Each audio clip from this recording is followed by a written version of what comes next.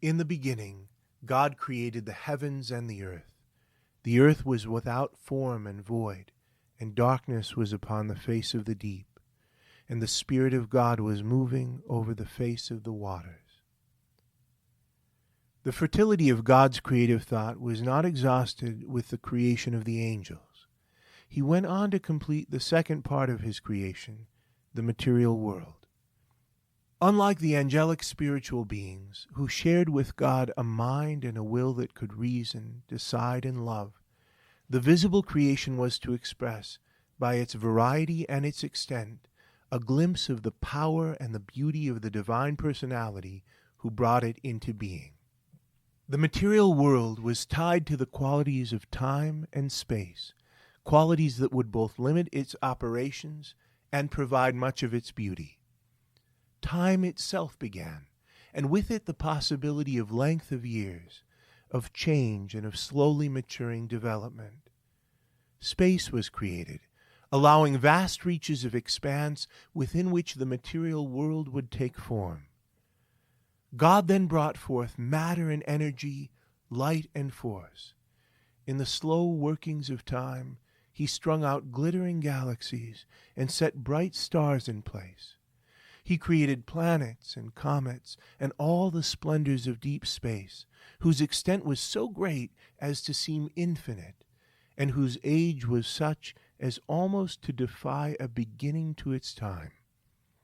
He put the whole of this material creation into movement, its massive, complex bodies, as well as its microscopic particles, all whirling at different speeds and in various orbits and patterns. The angels marveled to see this new form of creation and sang for joy at its beauty and its magnificence. Above all else, the angels found joy in the complex, harmonious order of all that was created. They saw in this design the workings of the mind of the divine Son, the Logos, a name that signifies reason, rationality, word, and meaning. They saw that God was creating a cosmos, a patterned and purposeful universe out of what would otherwise have been a chaos without sense or significance. They saw that there was a meaning to this time-bound creation, that the coming of time meant a drama of change, the unfolding of a story, and they waited eagerly to see what the passage of time would bring about. Eventually, their attention became riveted on one small planet circling one small star in one of the numberless galaxies spinning through space.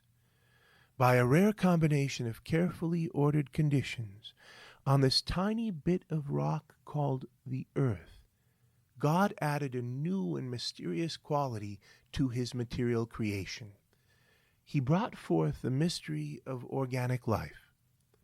Using the stuff of the inert material world, he fashioned through the long years ever more complex forms of life, combinations of matter that contain first an intrinsic principle of growth, then of sense, then of movement, then of emotive feeling, and finally even to the stirrings of unconscious thought.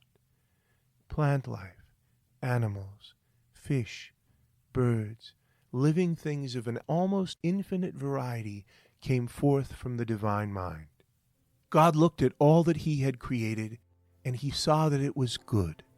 The angels saw that all of material creation was moving toward a final culmination, and they understood that a new and momentous chapter in God's unfolding story was soon to come about.